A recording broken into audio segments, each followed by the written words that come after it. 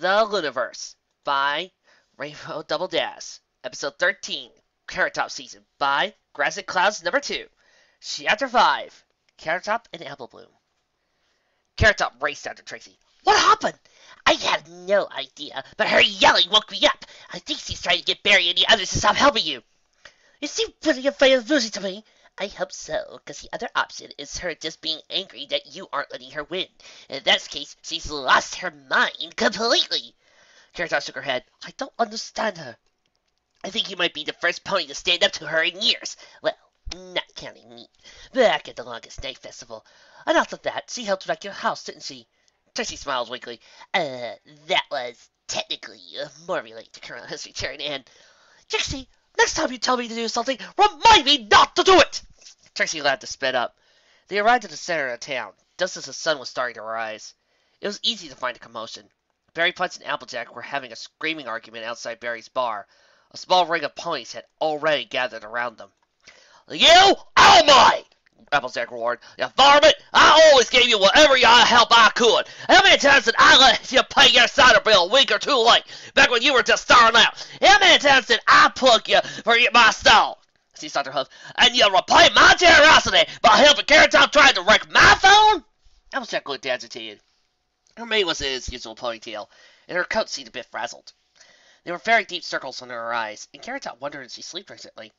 She certainly seemed to have lost any sort of discretion, given how loud she was yelling and how insulting she was acting. It's no business of yours what I do with my business or my free time, said Barry Punch. Long as I pay my bills to you, when did you ever care about anything else? Barry Punch looked like she was hungover, Carrot Top thought. Her head was held low, and she was squinting, even though it was barely light out. It had to be painful for her to stand there and get shouted by Applejack. Hi! Called Carrot Top. AJ, you want to say something? Say it to me! Quiet, Carrot Top! Snapped Applejack. Barry Punch, I ain't asking anything unreasonable. Just stop giving Carrot Top an unfair offense! What? Like your huge farm, your farm hands, your special ingredients shipped in from all over Equestria? No, that's an unfair advantage, yelled Barry. We earned all that. We worked hard to feed this town and the surrounding countryside. Applejack's eyes bulged. After all we've done for you, I can't believe you're trying to hurt me. Done?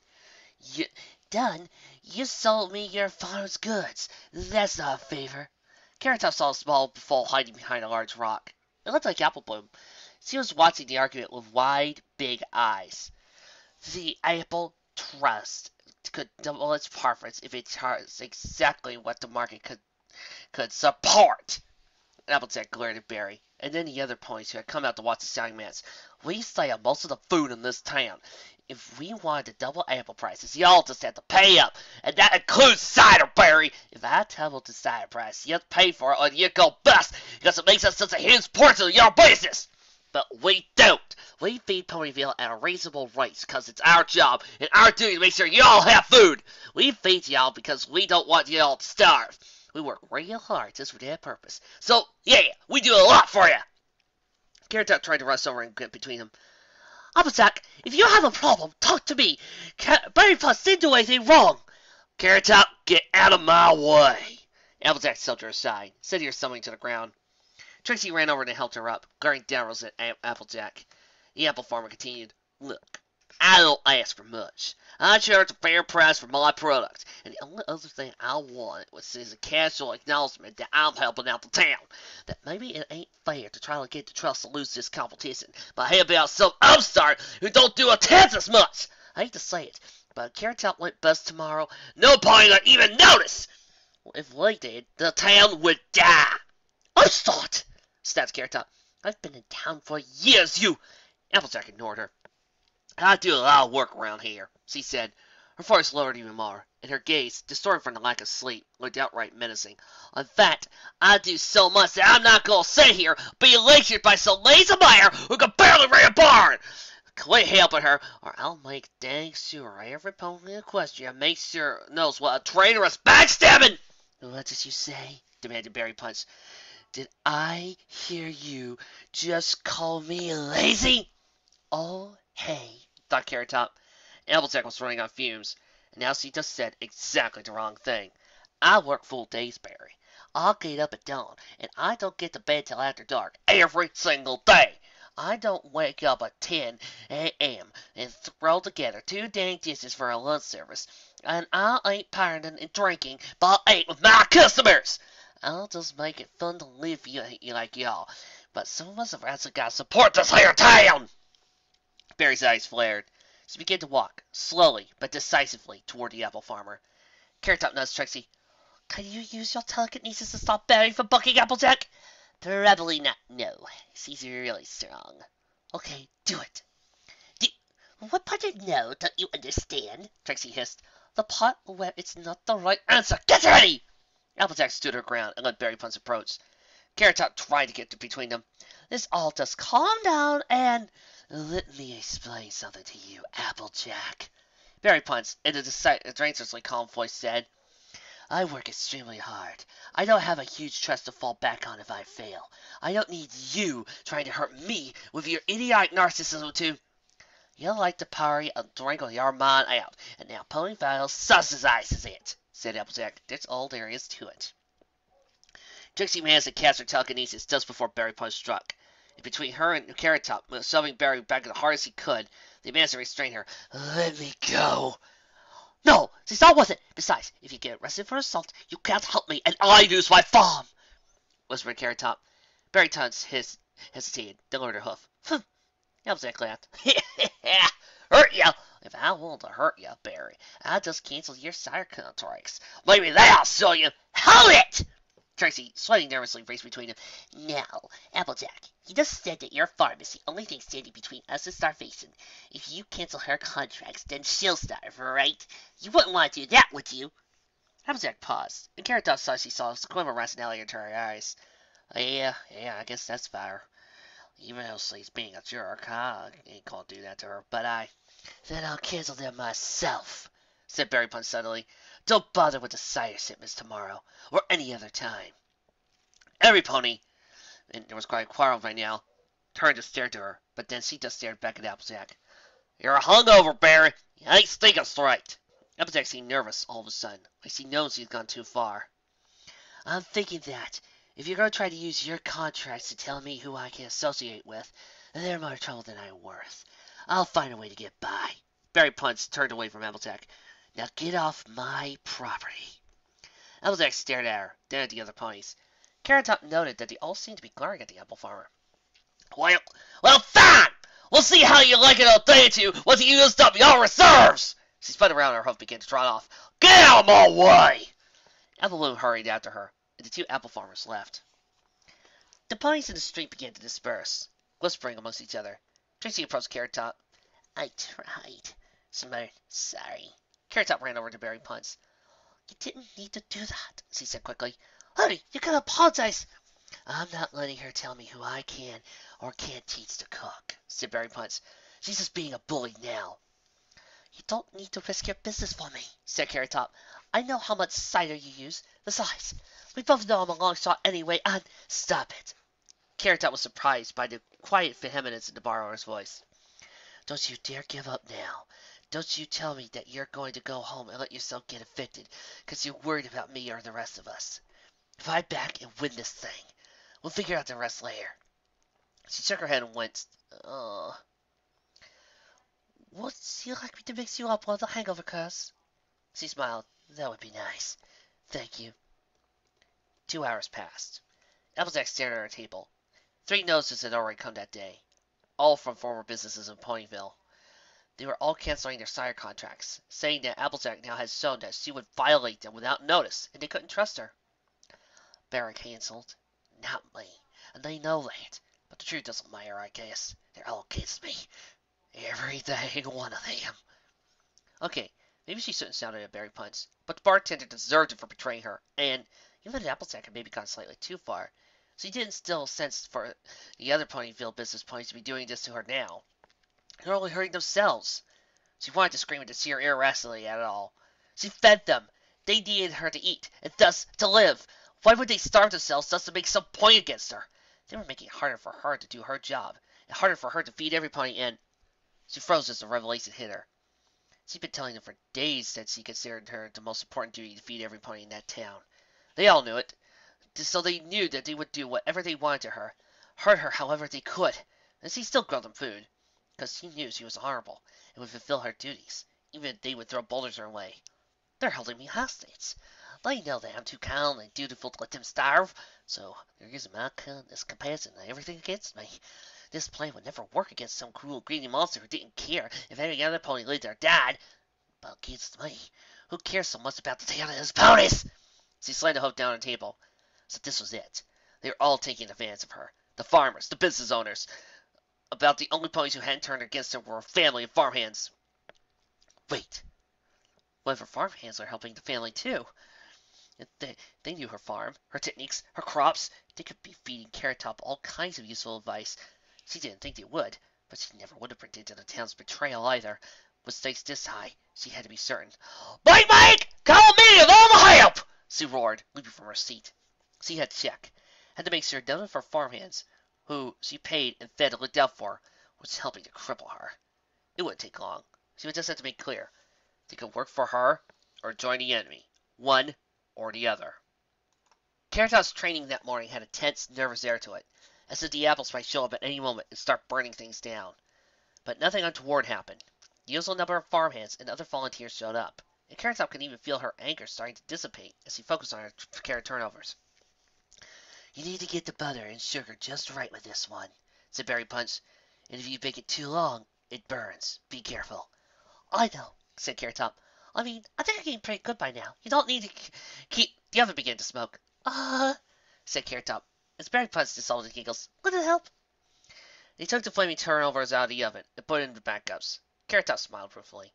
She didn't want Berry Punch's bar to suffer, but she did have to admit that she needed her help. The rest of the day went well, and the second batch of turnovers were delicious. Berry Punch left us shortly before lunch, as usual, and Carrot Top continued with the other helpers. Part of the afternoon was spent with Oratorio, a tall pony who did ad copy, and gave her pointers on presenting her dishes and communicating with the judges. She also presented several entrees for the other farmers, who, of course, knew their own produce best, and gave her all kinds of tips on how to better prepare their food to work with her dishes. Thanks to her training, she was even able to come up with some ideas and innovations of her own that impressed the other farmers and helping farmhands. Carrot Top smiled, full of confidence. She really did have a chance to take on the apples. Her next unexpected visitor of the day arrived at about 7, after the volunteer farmhands and farmers had gone home.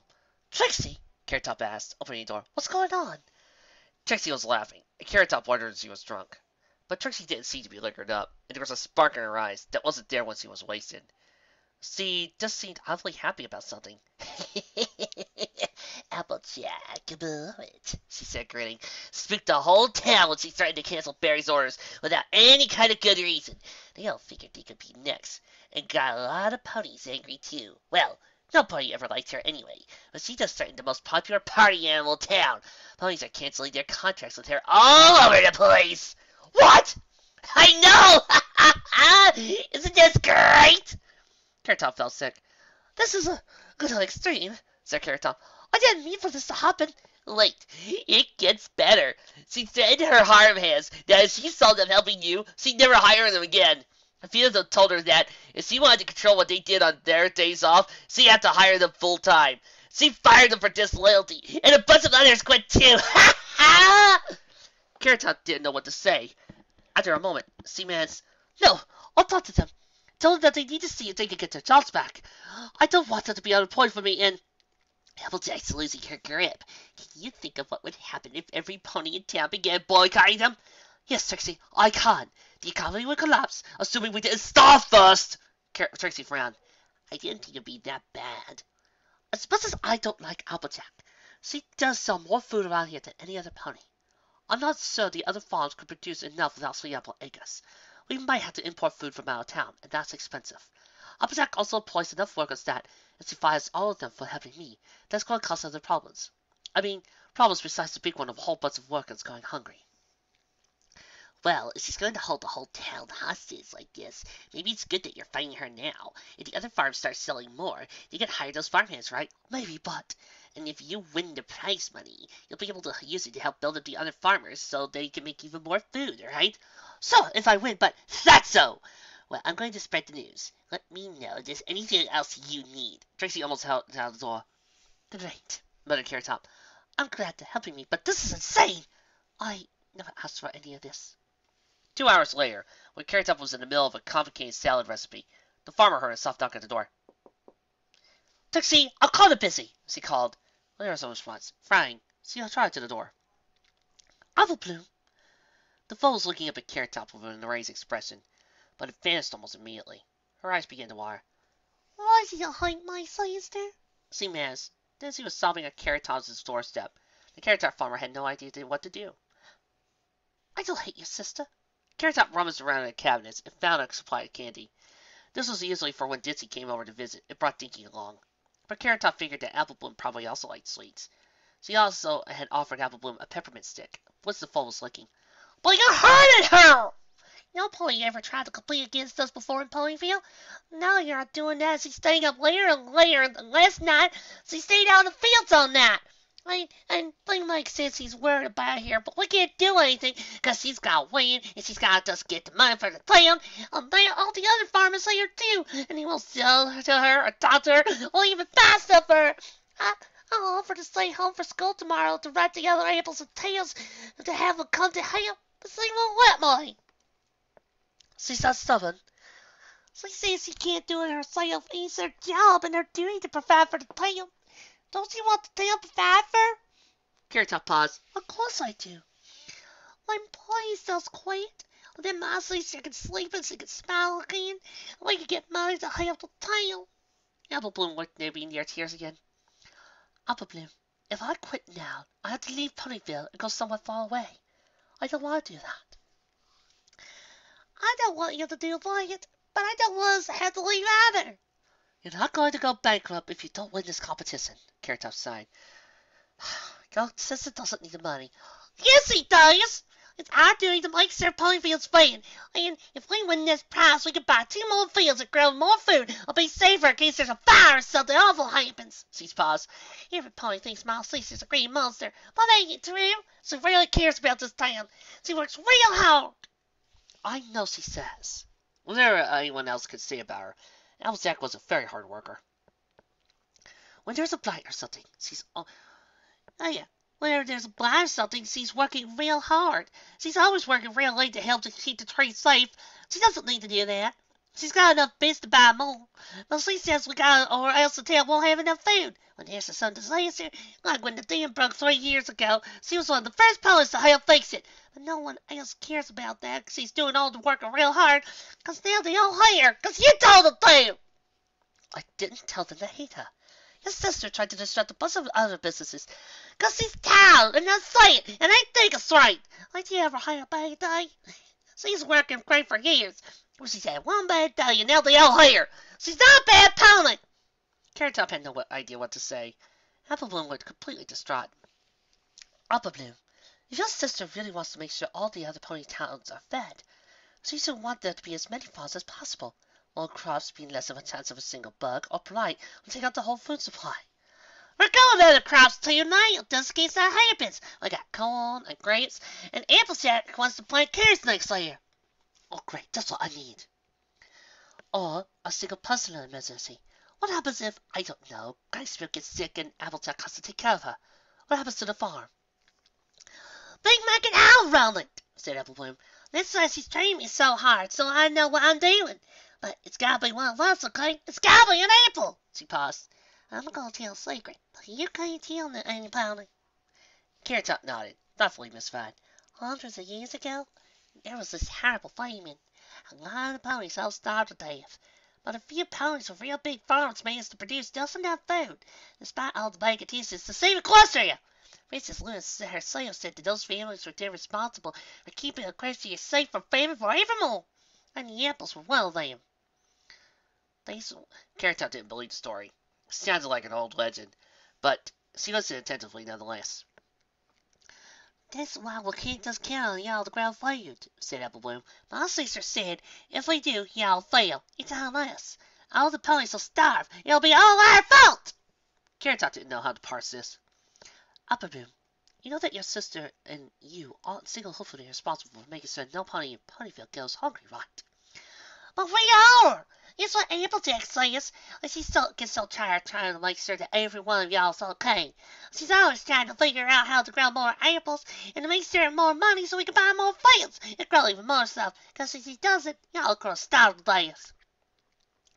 Carrot Top felt a surge of anger at Applejack.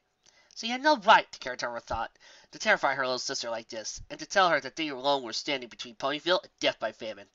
If the apple farmer really thought that, she was completely deluded. Do you really think I want every pony to starve? I work hard too.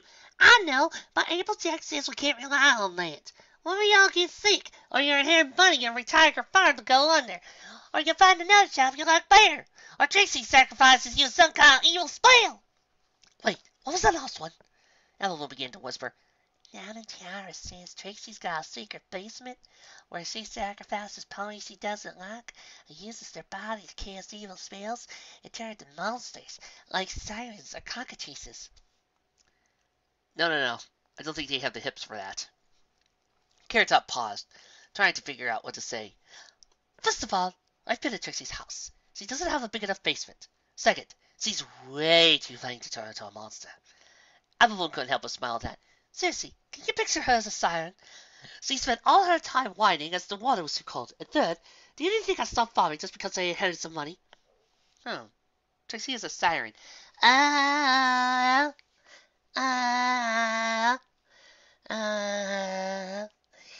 We heard you want to get together. I'm sorry, the image in my head is just... Whoa. Click! Saving that for later. I don't know about... Evelyn trailed off. Well, what have y'all did? What have y'all did? Carrot Top had an idea. I have a couple of chores to do tonight. Mind if we talk outside? Okay, first, I need to go home. It was dark out, but the moon was bright enough to see by. Carrot Top showed Applejack her shovel. I'll go 6 inches down or so. A shovel? Evelyn frowned, apparently distracted from her sister's problems by the out-of-date technology. Won't it make more sense to use one of those crazy purple things? Carrot thought she knew what Applejack was talking about, but to be sure, she said, What do you mean? At the same time, she began digging a hole. Well, it's like a shovel, but more recent. You put it in the dirt, and it burns down. Hi! Carrot Top accidentally dumped the shovel full of dirt at Applejack. Unfortunately, she smiled a little. Oh, I'm gonna need a new bath. But anyway, it gets under the dirt, and then lifts it up, and sends all the dirt flying into the air. And then you need to quickly plant the seed, and the dirt falls back on top of you. Yes, I've seen those in stores. It looks really amazing.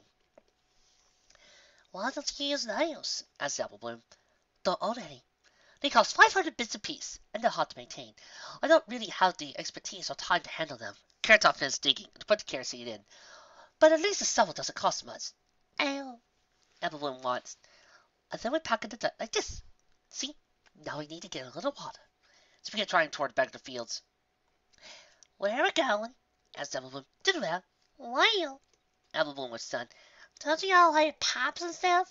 Yes, but they're too old. Here, listen. They were passing by one of the old irrigation pipes on Carrot Top's farm. She dug down a little until she reached it, then tapped it with her shovel. The result was a dull, thumping plonk. What's that sound like? Like there's something stuck inside. Pipe collapsed last month. Been trying to find tiny bits to fix it, but can't. For this half of the field, I have to carry the water myself. They soon reached the well, where Carrot Top filled up an old bucket. Applebloom tried to balance it on top of her head as they went back. Well, why is it a well, not a real pump? Ground's too soft there for a real pump. One whole thing could just slide down a bank, soaring it up. Well, again, I need more bits to do that. They returned to the little pile of dirt, indicating a new carrot seed location. Carrot Top worried lightly.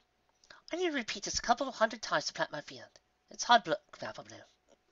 Applebloom didn't say anything. If I wanted an easier job, I could get it. Probably more reliable income too, but I like this. I like growing things and helping other ponies have delicious food. I'm not going to stop until I get really sick or die.